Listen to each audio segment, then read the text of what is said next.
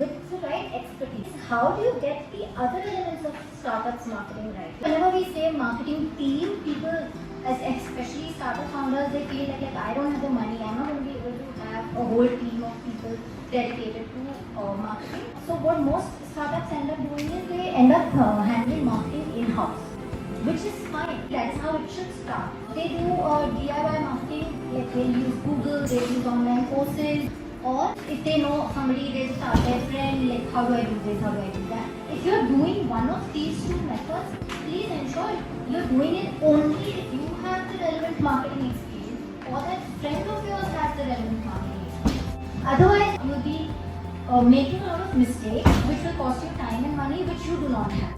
Or you will miss out on crucial steps, which is again something you cannot afford. You need to get expert help beyond after a certain stage. Mr. Jeff Bezos' interview, this was his interview in 1999 when Amazon had just started growing.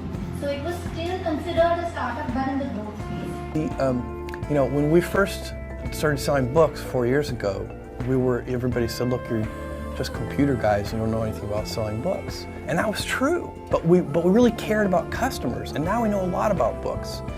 And when we first started selling music, people said the same thing, but we hired the right people. So we don't do this in a vacuum. We go out and hire the best industry experts in each of these categories.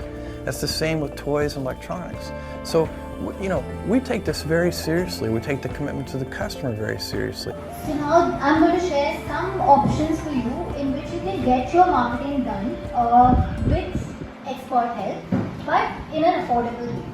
So the first one is, I call this model the Hermione Granger model. This is where you call in a specialist for a certain specific task.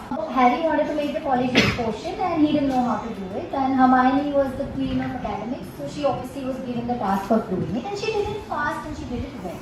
So like that, when you've started your firm, there will be certain elements, like for example, you want to have your own e-commerce shop. Get an expert to do the e-commerce website for you. It can be just a limited period assignment, so it's not very expensive. Next model is the Lord of the Rings Gandalf model. Frodo, anytime he has a problem, he seeks Gandalf's counsel.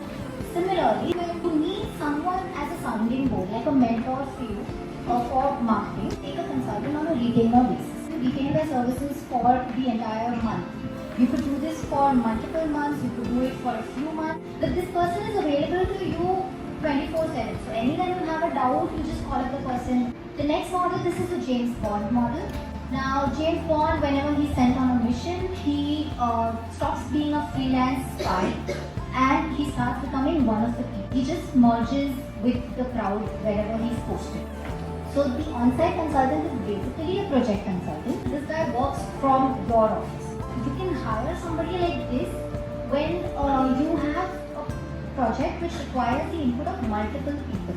One of the projects that I did with Unilever, that was an on-site consulting project. High intensity 3-month project. There was a proof of concept, launched lots of pilot products, test the reaction of the market, then develop the positioning for it.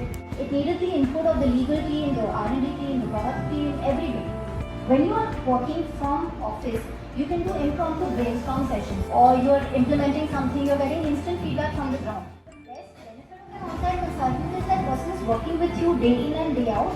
They understand your mission, they understand what you stand for and what you want to achieve. The X-Men model, Professor X calls in a lot of specialists and he creates his academy. You can hire multiple agencies. Now usually this is done by a startup in, say, the growth stage, or some startup which has enough resources. So at Godrej, anytime we used to launch an innovation, that time we used to have multiple agencies, like an agency to handle social media marketing, media agency handling media planning. Now this is a little expensive, but it works better because the kind of output you're getting for all the different parts of marketing is very professional, and you get a quick turnaround time because they do this day in and day out. But the biggest drawback of this method is that it's a little tedious and time consuming to handle so many agencies. If you don't want to handle too many agencies, then do what Danny Ocean did in Ocean's 11. He wanted to rob a casino, but he tells Brad Pitt, you handle the nitty-gritties of it. You can outsource your marketing to a business consultancy. Again, this could happen for a longer time, or you want only when you're launching, when you are you want to scale up from the growth stage, they will evaluate what all capabilities you have in-house, where are the gaps, and who is the right person or agency to fill those gaps. They do everything. You don't have to take the headache of interacting with 1,000 agencies. For you, it's just a one-point contact. If you want someone to do this on a full-time basis, not just for a limited duration, then you hire Agent J, like Men in Black did when they wanted to fight aliens every day.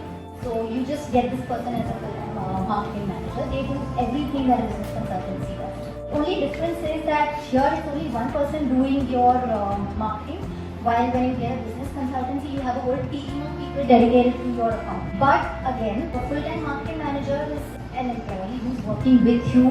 That person understands your brand, your product, what you want to do, much more than what an outside agency will be able to understand. So which of these is the best model for your startup? It depends. As I said, it depends on your stage of growth, whether when you're just launching or maybe start off with a DIY model or phone a friend model. When you're in the growth stage, you could look at a retainer. It depends on the skill set of the founding team. If the founder has some sort of marketing background or experience and you're sorted, that person will more or less understand what to do next.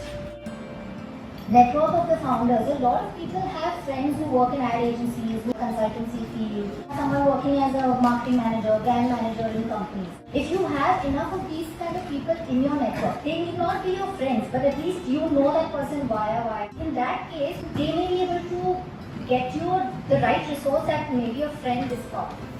Lastly, the budget, which is the most important thing. See, if you have enough money, then you go with the full-time manager.